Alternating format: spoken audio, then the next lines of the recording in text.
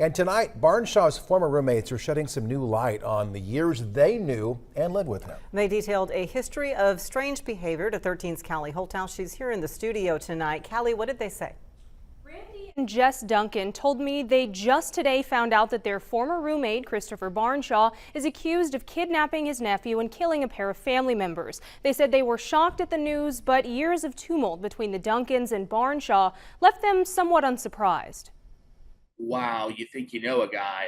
Randy and Jess Duncan met Christopher Barnshaw in 2012. They even lived with him for a time in Indiana. They say Barnshaw has a history of odd behaviors, several of which resulted in police involvement. And then, it started getting worse. Things took a turn when Randy asked Barnshaw to keep his now ex-girlfriend's child from getting into their belongings. We had our fill of it, so one day I turned and told Chris, she needs to stop this. He loses it and just starts punching me in the face. Jess Duncan is legally blind. While me and him were I'm trying to dock and dodge him, he shoves her into the dryer, onto the ground. In Indiana, that's a felony.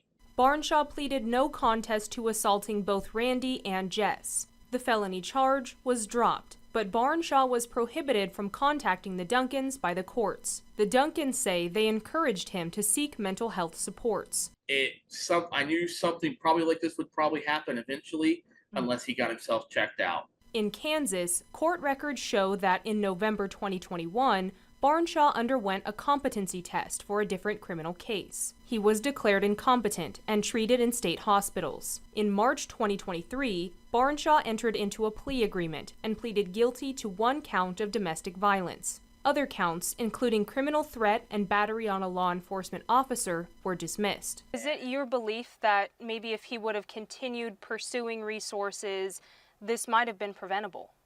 Yeah.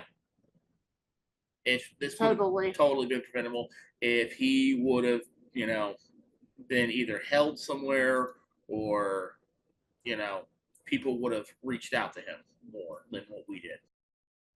Randy said that Barnshaw often went between Kansas and Indiana. The Duncans added that they did not know the 2 of Barnshaw's relatives who were killed or Zabe.